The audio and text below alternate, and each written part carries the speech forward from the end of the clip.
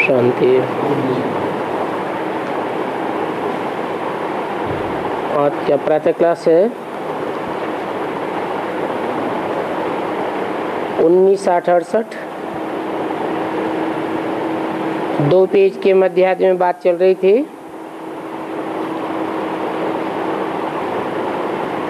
सारी दुनिया में पैगाम तो पहुंचाना ही है कि बाप कहते हैं माम एकम याद करो।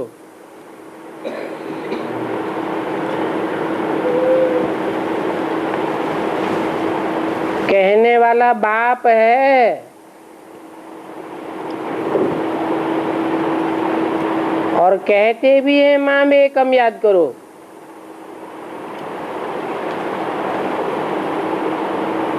तो तुम्हारे सारे पाप कट जाएंगे।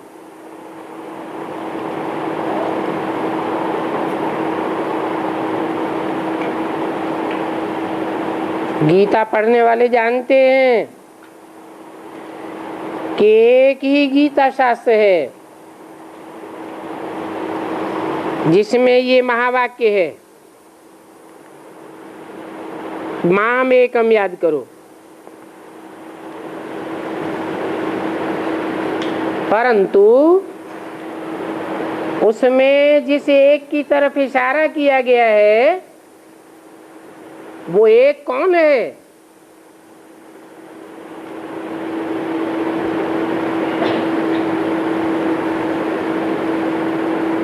गीता में कौन है जिसकी तरफ इशारा किया गया माम एकम याद करो?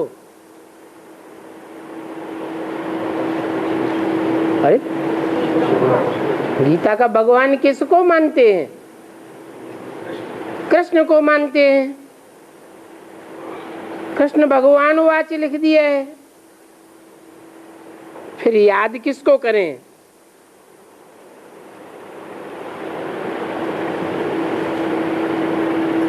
कृष्ण उर्फ ब्रह्मा का तो कोई भी निराकारी स्टेज का चित्र नहीं मिलता और भगवान तो निराकार को कहा जाता है।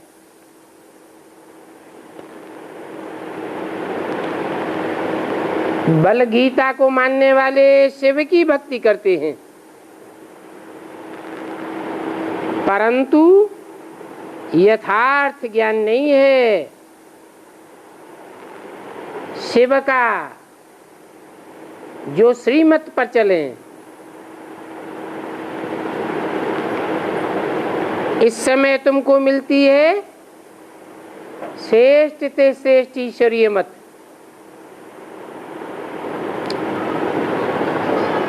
और इसके पहले तुम्हारे पास थी मानव मत। ईश्वरीय मत और मानव मत में रात दिन का फर्क है, क्योंकि ईश्वरीय मत एक है और मानव मत अनेक हैं।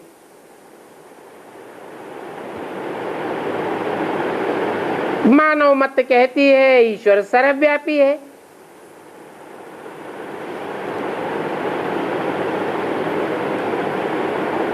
कृष्ण भी भगवान का रूप है, राम भी भगवान का रूप है, हनुमान भी भगवान का रूप है, गणेश भी भगवान का रूप है।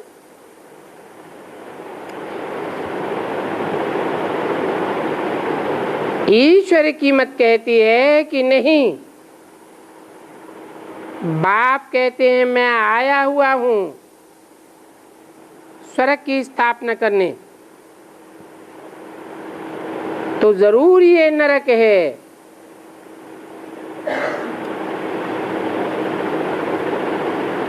यहाँ पर 5 विकार सब में प्रवेश है।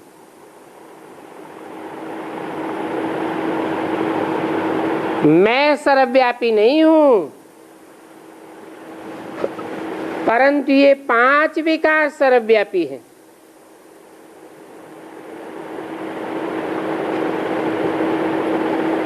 दुनिया जब ऐसी विकारी होती है कि विकार सर्वव्यापी हो जाते हैं, तब ही तो मैं आता हूं निर्विकारी बनाने।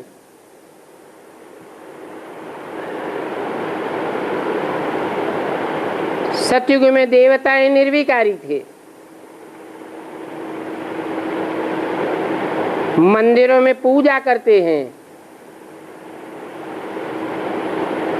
निर्विकारी थे तब ही तो पूजा करते हैं।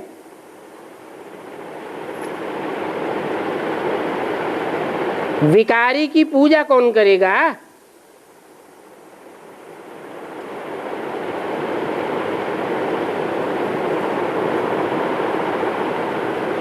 जो ईश्वर के बने अथवा जिनके पास ईश्वर है, उनके पास तो विकार हो नहीं सकते। भक्ति मार्ग में कहते भी हैं, जहां बाप है वहां पाप नहीं, और जहां पाप है वहां बाप नहीं।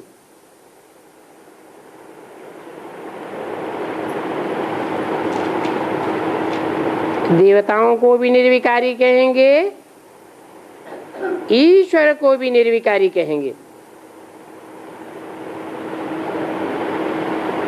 ईश्वर की जो पहली पहली रचना है,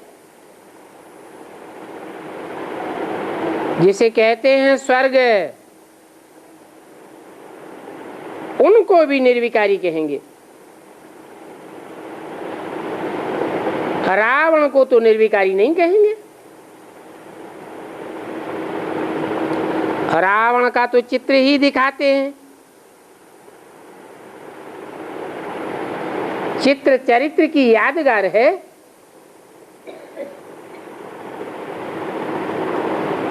दस सिर दिखाए हुए हैं, तो 10 प्रकार की मतों वाला है।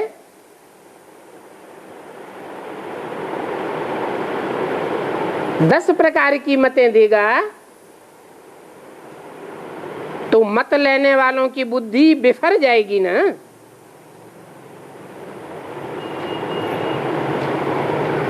बुद्धि भटकेगी ना। बुद्धि भटकेगी तो फिर रोना डकराना होता है। इसीलिए उसे रावण कहा जाता है। अब यह कलयुगी रावण राज्य, सतयुग में है राम राज्य। वहां कोई भी विकार नहीं होता। भक्ति मार्ग में हर साल रावण को जलाते रहते हैं, परंतु जलाने का मतलब तो कोई भी नहीं जानते हैं।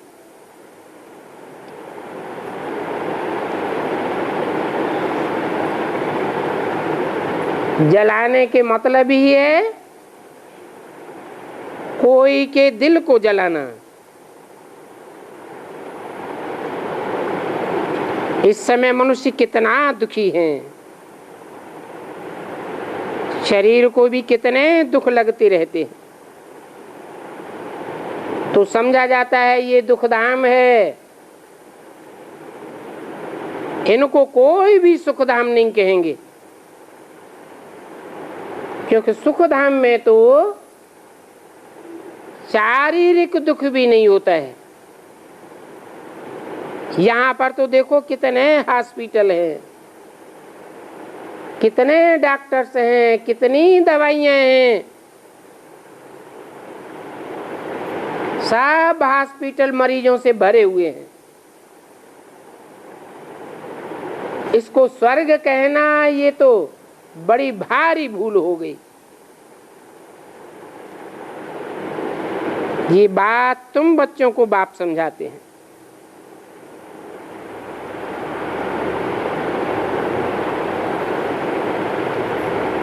और कोई की बुद्धि में ये बात नहीं है कि वहां स्वर्ग में हॉस्पिटल डॉक्टर आदि नहीं होते हैं।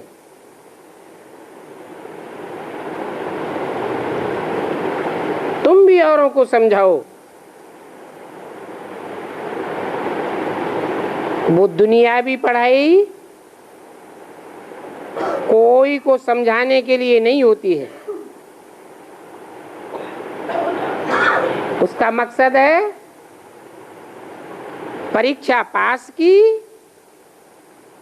और नौकरी मिली। यहां पर तो तुमको सभी को पैगाम देना है।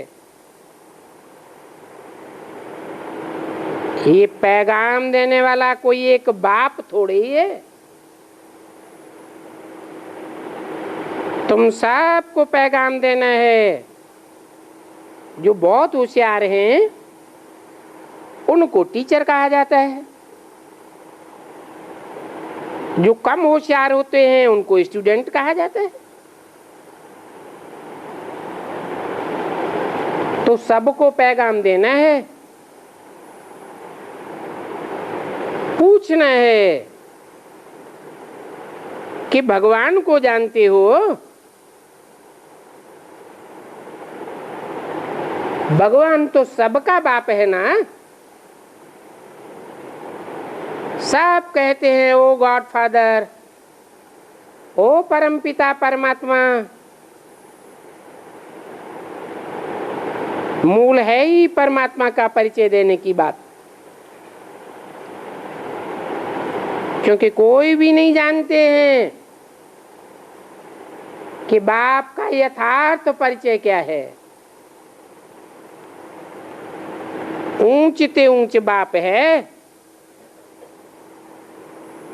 तो जरूर उनका कर्तव्य भी ऊंचते ऊंच होगा।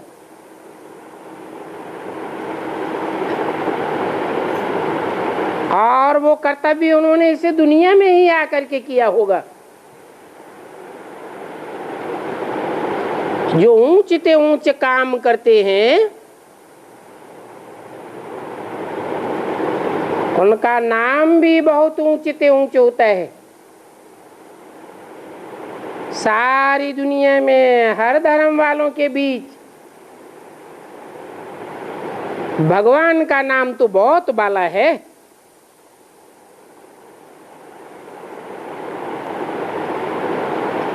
ऊंचे से ऊंचा कर्तव्य है ना, क्योंकि सारी दुनिया तो नंबरवार है पतित बनाने वाली। एक बाप है सारी दुनिया को पावन बनाने वाला।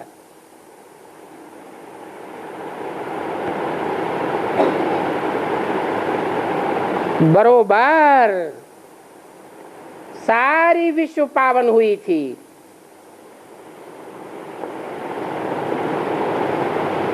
और नई दुनिया में जरूर भारत ही था।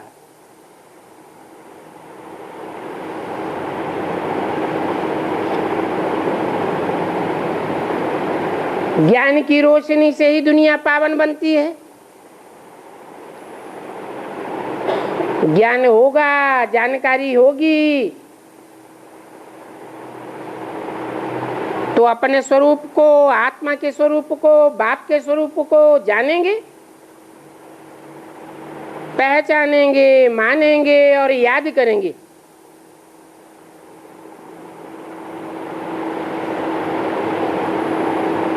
वो ज्ञान का सागर है। उस ज्ञान के सागर में ही जो सदैव डूबे रहते हैं, ज्ञान की रोशनी में ही लगे रहते हैं, उनको ही कहा जाता है भारतवासी। भा माने ही रोशनी,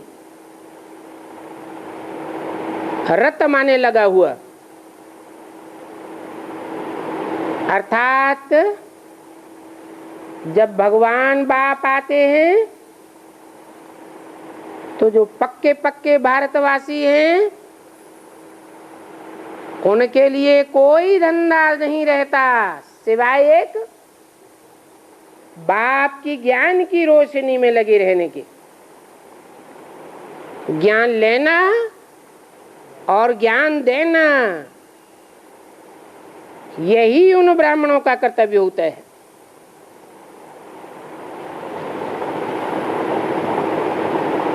और कोई धर्म वाला, धर्मखंड वाला तो नहीं कहेंगे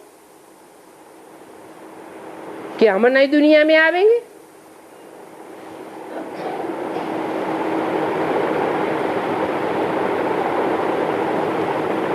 सिर्फ भारतवासी ही है जो भगवान की बनाई हुई नई दुनिया में पहले पहले आते हैं।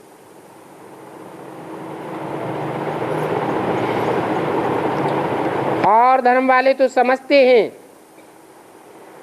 कि हमारे से भी आगे कोई और हैं जो हो करके गए हैं।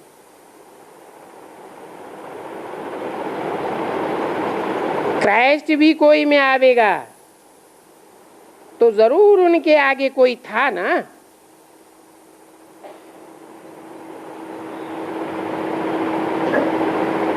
नाम देते हैं जीसस, तो क्राइस्ट से पहले जीसस हुआ ना।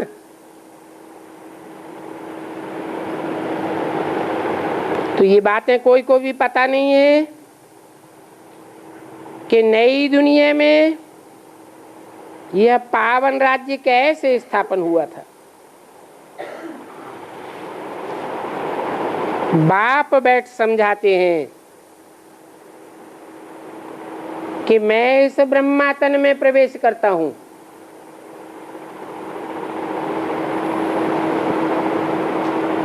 ये भी कोई मानते नहीं है कि इस ब्रह्मा के तन में आते हैं।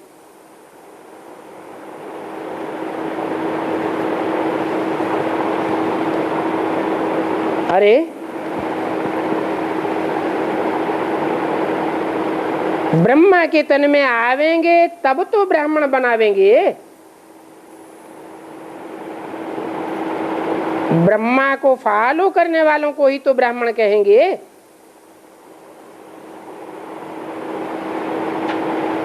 ब्रह्मा मुख वंशावली को ही तो ब्राह्मण कहेंगे। पहले पहले नई सृष्टि में ब्राह्मण तो जरूर चाहिए। ब्रह्मा द्वारा गाते हैं नई सृष्टि की स्थापना, नहीं तो ब्राह्मण कहां से आवेंगे? जरूर ब्रह्मा से ही आवेंगे। अच्छा, ब्रह्मा से ब्राह्मणों की पैदाइश हुई,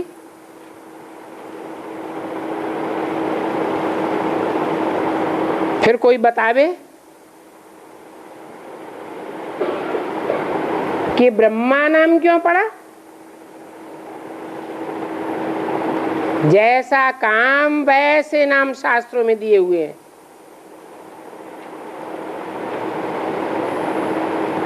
दो शब्द हैं, ब्रह्म और माँ। माने बड़ी से बड़ी माँ। ऐसा माँ का पाठ दुनिया में और कोई ने नहीं बजाया।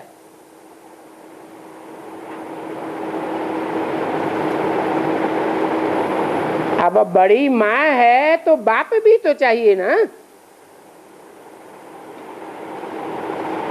कोई नहीं बतावेगा कि ब्रह्मा का बाप कौन। क्यों? वो तथाकथित बीके वाले नहीं जानते हैं।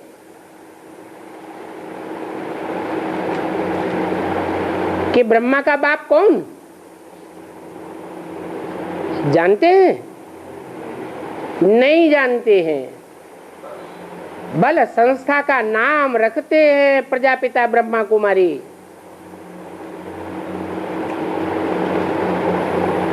वो भी मजबूरी में बाप के डायरेक्शन के आधार पर प्रजापिता नाम बाद में ऐड करते हैं, परंतु फिर भी नहीं जानते कि ब्रह्मा का बाप कौन था।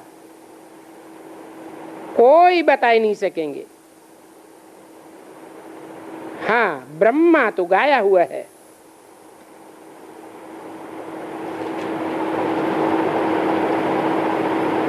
अब अम्मा है, ब्रह्मा है, तो समझो प्रजापिता भी है। जैसे निराकारी शिव बाबा कहते हैं,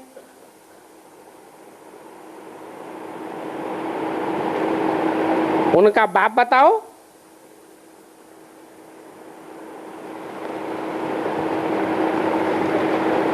किनका है? ब्रह्मा का बाप तो प्रजापिता। फिर साकार प्रजापिता का बाप बताओ।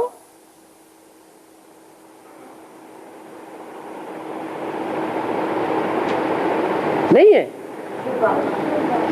जरूर कहेंगे कि उसका भी बाप वो है जिसका कोई बाप नहीं, क्योंकि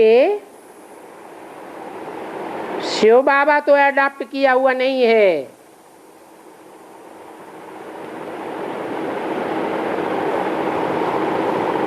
यह तो अडॉप्ट किया हुआ है।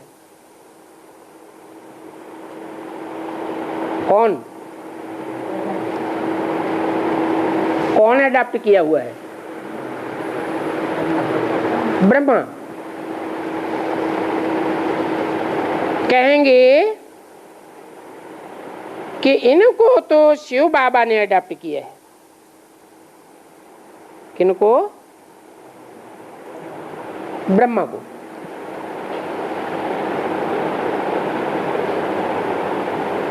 विष्णु को शिव बाबा ने अडॉप्ट किया है, ऐसे भी नहीं कहेंगे।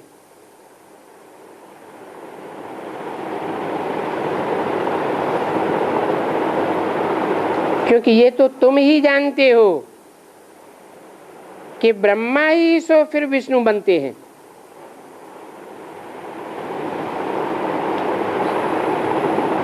अडॉप्ट तो हुआ ही नहीं विष्णु। शंकर के लिए भी बताया है कि उनका तो कोई भी पार्ट नहीं है। किनका?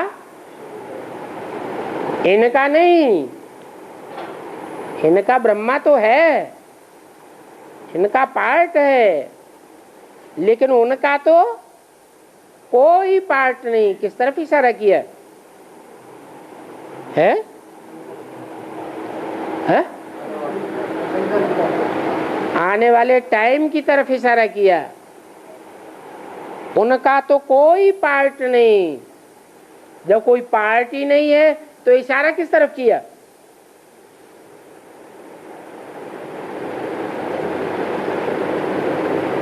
इससे साबित होता है कि शंकर तो है, लेकिन इंद्रियों के द्वारा कोई उनका पार्ट नहीं होता है। उनको तो याद में रहना है।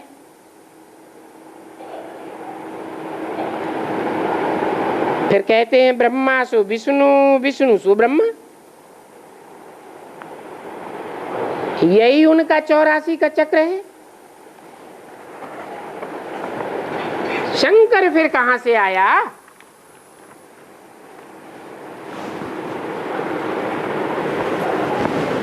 उनकी रचना कहां है? विष्णु की रचना तो वैष्णव है।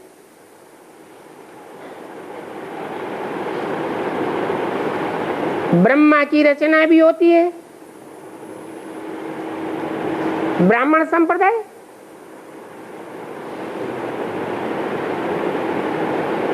शंकर की रचना कहां है? हाँ, बाप की तो रचना है।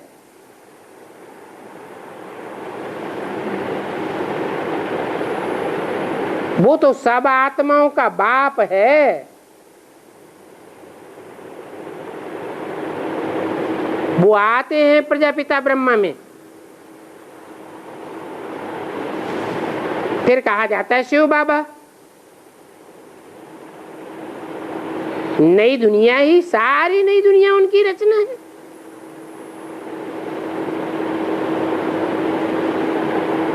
फिर कहेंगे सारी दुनिया ब्रह्मा की भी रचना है।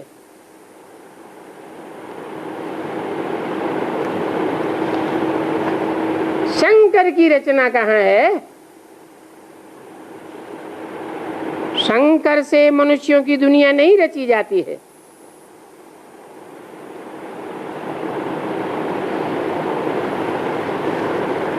हैं?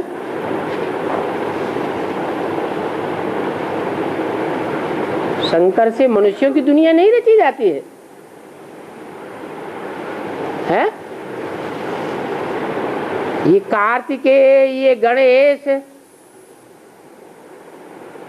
इनको शंकर का नाम रूप नहीं होता है? होता है या नहीं होता है? है? कोई ऐसे मनुष्य देखे जो जानवर के मुख वाले हों? कोई ऐसे मनुष्य देखे जो 6 मुख वाले हों? फिर कैसे किया?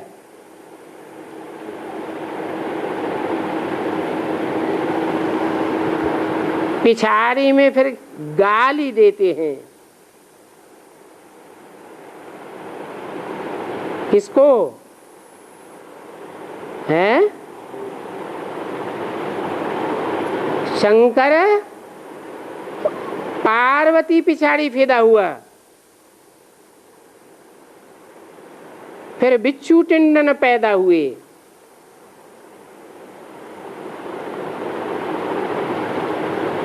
यह कलंक लगाई दिए हैं।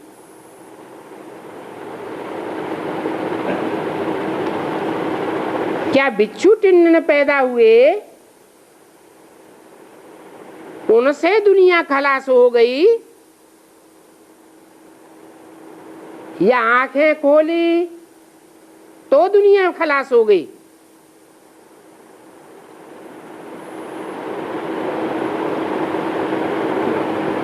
दोनों बातें बताते हैं। जैसे और अनेक बातें बनाई हैं, वैसे ये भी बातें बैठ बनाई हैं।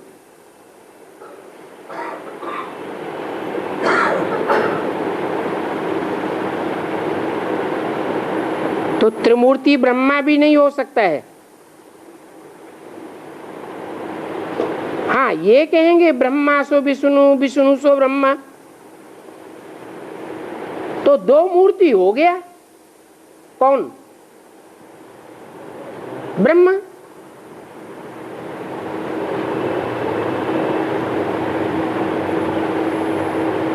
फिर त्रिमूर्ति एक बाप कौन? कहते हैं त्रिमूर्ति शिव बाप।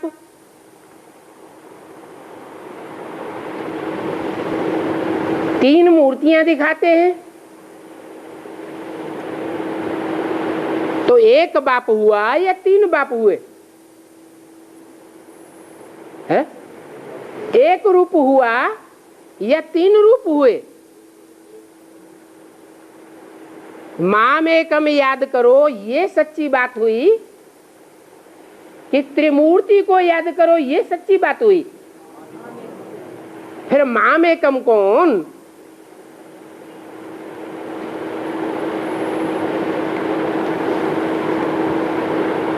कौन हुआ माम एकम? अरे तीनों मूर्तियों में ऐसी मूर्ति कौन सी है जिसमें तीनों ही कार्य का कार्यरत हो? है? ब्रह्मा सो विष्णु भी हो, शिव बाप भी हो, और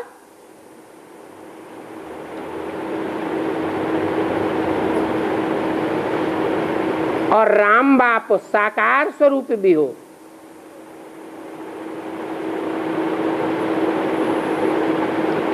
तो ये बातें सिवाय बाप के कोई नहीं समझा सकते।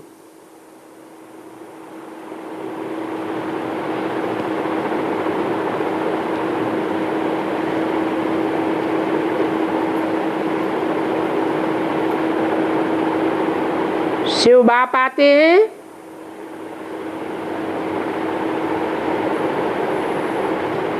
तो ब्राह्मणों को ब्राह्मण सो क्या बनाते हैं? देवता बनाते हैं। कि पशु पक्षी बिच्छू टिंडन बनाते हैं,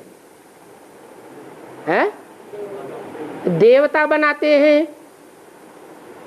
पहले ब्राह्मण मनुष्य बनाते हैं, मनन चिंतन मंथन करने वाले को मनुष्य कहा जाता है। ब्राह्मण पवित्रता का पुरुषार्थ करते हैं तो देवता कहे जाते हैं। तो ये रचना तो शिव बाप निराकार की है, जो सदैव स्वस्थिति में स्थित रहता है। फिर ये बिच्छू टिंडन कहां से आए? है?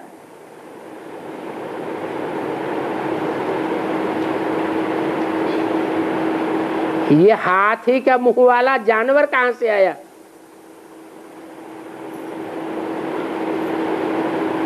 ये बिच्छू टिंडन और जानवरों की रचना कौन करता है?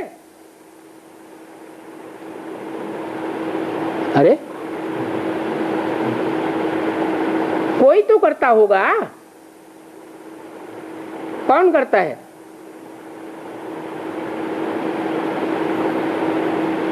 हैं? फिर रावण कौन? इसलिए बताते हैं राम ही सो क्या बनता है? रावण बनता है। ये रावणी षष्ठी भी रचना तो है ना, परंतु रावणी षष्ठी जो सदैव स्वस्थिति में रहने वाला है वो तो नहीं बनाता।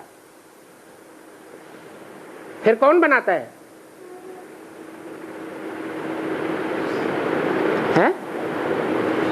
अरे बुद्धि चकराई गई। कौन बनाता है? जिसमें प्रवेश करते हैं तो सदैव वो स्वस्थिति में स्थित हो जाता है। यह प्रैक्टिस करता है, कभी होता है कभी नहीं होता है। जब स्वस्थिति में स्थित नहीं होता है तो देह अभिमानी कहेंगे या आत्मा अभिमानी कहेंगे? देह अभिमानी कहेंगे। देह अभिमान से देवताई सृष्टि पैदा होगी या राक्षसी जानवरियत की सृष्टि पैदा होगी? राक्षसी सृष्टि पैदा होती है। तो ये बातें सिवाय बाप के कोई समझा नहीं सकते हैं। कहते हैं ब्रह्मा द्वारा सारी सृष्टि रची गई, सारी दुनिया ब्रह्मा की पैदाइश है।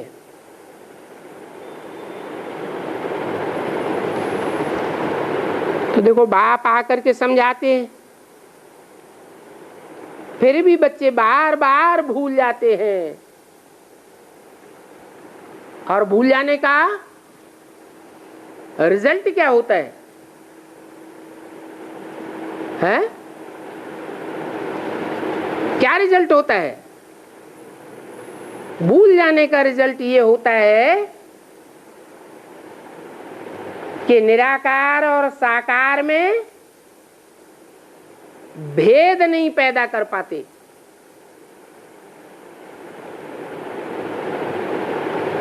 या तो निराकार साकार को एक समझ लेते हैं। गॉड फादर तो सदैव निराकारी है ना, कि साकारी भी है? वो तो सदैव निराकारी है। उसकी जो पैदाइश है वो तो जरूर निराकारी, निर्विकारी, निरहंकारी होगी। तो किसके चक्कर में फंस जाते हैं बच्चे? राम और कृष्ण के चक्कर में फंस जाते हैं। भक्ति मार्ग में फिर गाते भी हैं। क्या गाते हैं? राम के भक्त रहीम के बंदे हैं सब आंखों के अंधे। बाप आकर आंखें देते भी हैं, फिर भी भूल जाते हैं और बार बार भूल जाते हैं।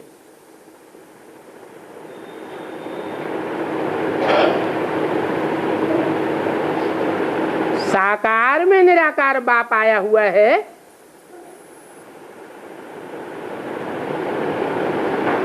तो कर्तव्य सारा किसका है? दो आत्माएं हैं, एक है निराकार और एक है साकार। तो बुद्धि में किसका करिश्मा याद रहना चाहिए? निराकार का करिश्मा याद रहना चाहिए। फिर होता क्या है? खुद को भी निराकारी समझना भूल जाते हैं और बाप निराकारी भी भूल जाता है। इसलिए बाप बार बार कहते हैं क्या? अपन को निराकार आत्मा समझ, निराकार बाप जो साकार में आया हुआ है उसको याद करो। तो बाप कहते हैं नंबरवार बुद्धियां हैं, कोई कम भूलते हैं और कोई ज्यादा भूलते हैं। जितनी बुद्धि उतनी ही टीचर की पढ़ाई धारण कर सकते हैं। है तो ये बेहद की पढ़ाई, पढ़ाई अनुसार ही फिर नंबरवार पद पाते हैं। बल पढ़ाई तो एक ही है, मनुष्य से देवता बनने की, परंतु राजधानी तो बननी है ना। तो ये बुद्धि में आना चाहिए घड़ी घड़ी कि हम कौन सा पद पावेंगे राजधानी में। राजा बनना तो बहुत मेहनत का काम है।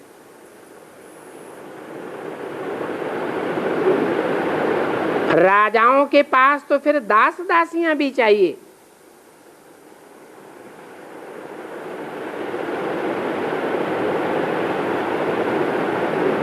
प्रिंस प्रिंसेस की जब शादी होती है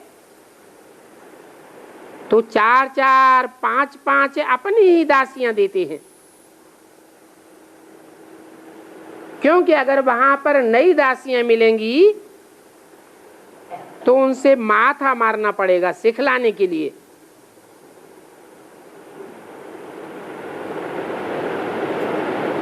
इसलिए पहले से ही सीखी पढ़ी अन्य दासियां देते हैं ताकि कोई भी तकलीफ फील न करे।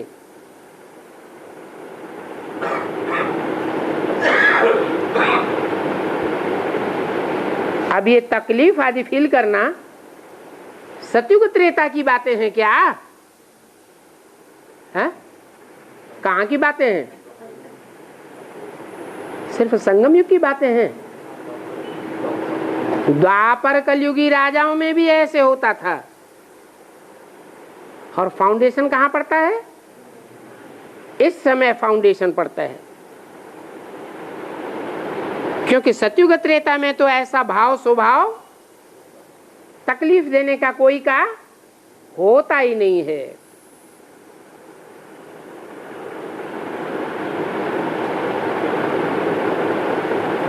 ये दासियां ही अगड़म बगड़म करने वाली होती है। क्या राज परिवारों में झगड़ा फसाद कराई देती है।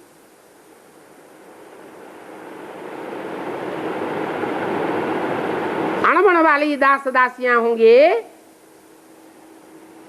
तो लड़ती लड़ाती रहेंगी।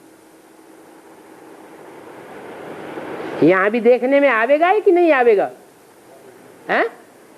यहां भी देखने में आवेगा। बाप के बच्चे तो बनते हैं, सरेंडर तो होते हैं, फिर आपस में लड़ते झगड़ते रहते हैं, जैसे कि सहनशीलता धारण करनी ही नहीं है। ये बातें वहां सतयुग में नहीं होती हैं।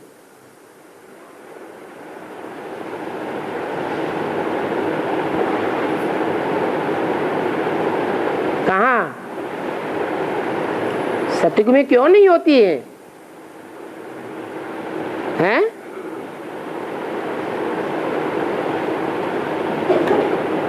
घिसी पिटी वहां दासियां नहीं मिलती हैं। नहीं तो सतयुग में भी ऐसा ही होना चाहिए। अब कौन दास दासियां बनेंगे या बनने हैं, वो भी समझ सकते हैं।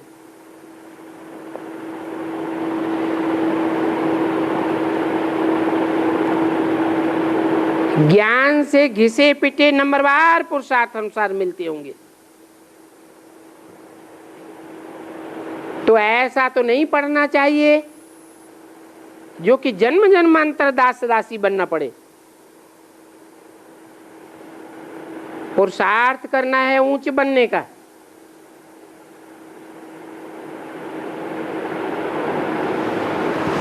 क्या पुरुषार्थ क्या करना है? ऊंच बनने का। तो सदैव किसको याद करना चाहिए? ऊंचते ऊंच कौन है? हैं? एक बाप ऊंचते ऊंचे हैं तो दो बेहद के बाप, लेकिन सदैव ऊंचते ऊंच एक ही है। दूसरा जो बेहद का मनुष्य सृष्टि का बाप है वो सदैव ऊंचे ही ऊंचे बनता है कि और भी कोई गायन है उसका? है राम राजा राम प्रजा, ये किसका गायन है? हैं? राम का गायन है। वो राजा भी बनता है, महाराजा भी बनता है, तो फिर प्रजा वर्ग में चांडाल भी बन पड़ता है। नीच ते नीच पद है चांडाल का। तो किसकी याद बुद्धि में रहनी चाहिए? है ऊंच ते ऊंच बाप बुद्धि में याद रहना चाहिए। ऊंच बनने का पुरुषार्थ करना है ना। तो सच्ची सच्ची शांति एक बाप को याद करने में ही है। जरा भी बुद्धि इधर उधर गई है बड़ी मुसीबत है। एक ही भ्रकुटी, उसमें तीन आत्माएं बैठी हुई है। बुद्धि थोड़ी तिरक सकती है कि नहीं तिरक सकती है, लेकिन एक को ही याद करना है।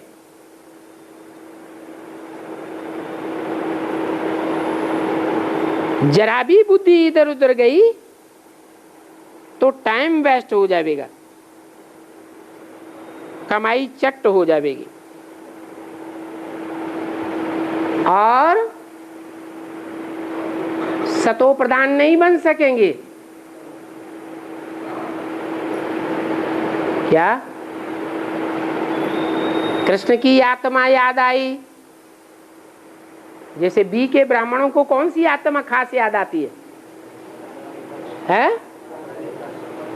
कृष्ण की आत्मा खास याद आती है।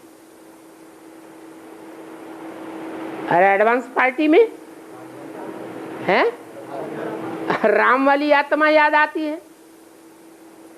तो इनको ऊंचते ऊंचे कहेंगे। ये सदैव ऊंचते ऊंचे बनते हैं? बनते हैं? नहीं बनते। तो फिर सतो प्रधान भी नहीं बन सकेंगे। और ये भी समझाते हैं कि कम काटे दिल यारड़े। शरीर को तंदुरुस्त रखने के लिए भल थोड़ा घूमना फिरना भी करो, खुली हवा मिले, परंतु बुद्धि में सिर्फ बाप की याद हो। ऐसे नहीं कि बाहर घूमने फिरने निकले और इधर बुद्धि गई उधर बुद्धि गई, इधर दृष्टि गई उधर दृष्टि गई और बाप की याद भूल गए। तो घूमना फिरना भल करो, परंतु शर्त है क्या? एक बाप की याद रहे। अगर साथ में कोई साथी है तो भी झरमुई जगमुई नहीं करनी चाहिए। ये तो हरेक की दिल गवाही देती होगी। बाबा समझाए देते हैं कि कैसी अवस्था में चक्कर लगाओ। जैसे पादरी लोग जाते हैं घूमने के लिए तो ये एकदम शांति में जाते हैं, नीची नजर करके जाते हैं, इधर उधर देखते भी नहीं। तुम लोग भी ज्ञान की बातों में ही सारा समय नहीं देते हो।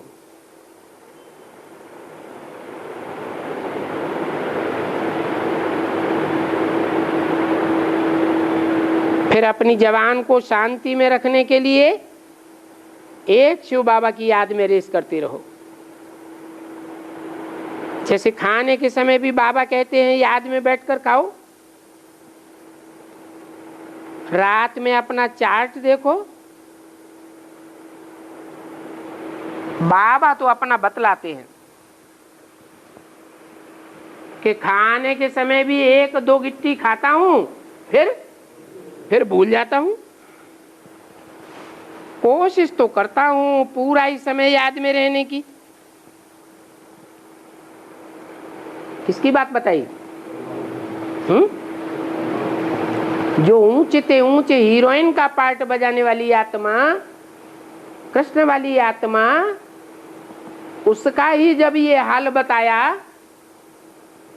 क्या कि खाते समय एक दो गिट्टी खाई और फिर भूल जाता हूं।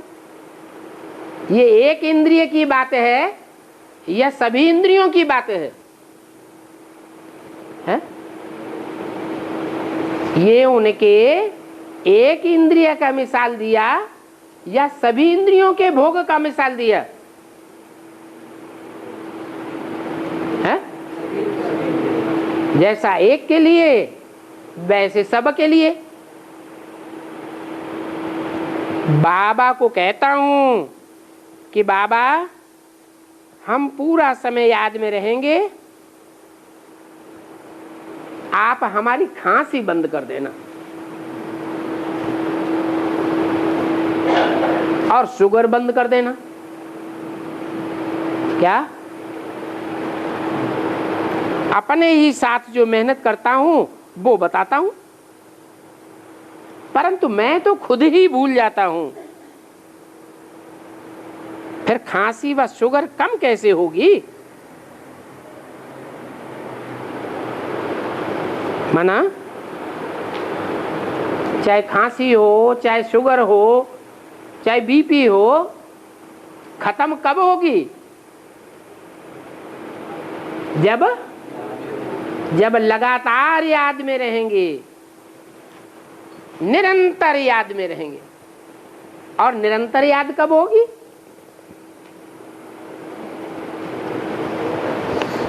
अरे ब्रह्मा की याद में या ब्रह्मा को फॉलो करने वालों की याद में और तुम ब्राह्मण बच्चों की याद में क्या फर्क है?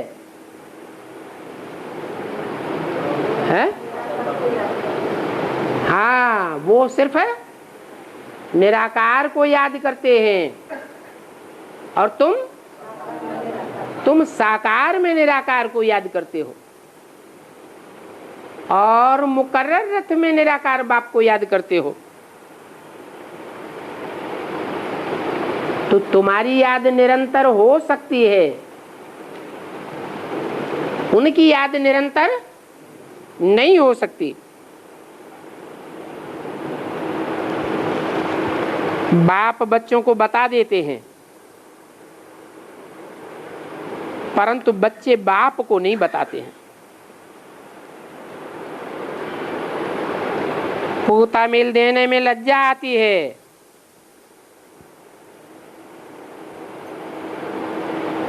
चाहे झाड़ू लगाऊं, चाहे खाना पकाऊं, तो भी शिव बाबा की याद में रहकर काम करूं तो फिर उसमें भी ताकत आ जाती है। ये भी याद करने की युक्ति है। ऐसा करने से तुम्हारा ही कल्याण होगा। फिर तुम याद में बैठेंगे तो औरों को भी कशिश होगी, क्योंकि याद में वाइब्रेशन तो बनता है ना, तो एक दो को कशिश तो होती है। जितना जितना तुम याद में परिपक्व होते जावेंगे, उतना ही सन्नाटा अच्छा होता जाएगा। एक दो का प्रभाव ड्रामा प्लान अनुसार सबके ऊपर पड़ता है। ऐसी याद की यात्रा तो बहुत ही कल्याणकारी है। इसमें झूठ बोलने की बिल्कुल दरकार नहीं है। सच्चे बाप के बच्चे हो तो सच्चा बनकर के चलना चाहिए। बच्चों को तो यज्ञ से सब कुछ मिलता है, विश्व की बादशाही मिलती है। फिर हवस करके 10-20 साड़ियां आज क्यों इकट्ठी करते हो?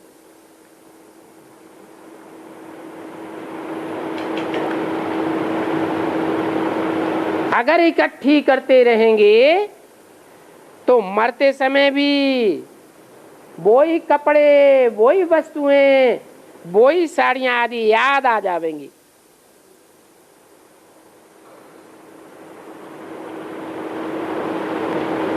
इसलिए उनका मिसाल भी देते हैं कि स्त्री ने कहा था ये लाठी भी छोड़ो, नहीं तो वो भी याद आवेगी। कुछ भी नहीं रहना चाहिए, नहीं तो अपने लिए ही मुसीबत पाल लेते हो। बाप के पास बैठे हो, बाप के पास आने पर वो लिखने पर बाबा का बाबा करेक्शन कर देंगे, परंतु झूठ बोलने से 100 गुना पाप चढ़ जाएगा। शिव बाबा का तो भंडारा सदैव भरा पूरा रहता है, तो जास्ती रखने की क्या दरकार है? हवस नहीं होना चाहिए। अच्छा, बच्चों को गुड मॉर्निंग।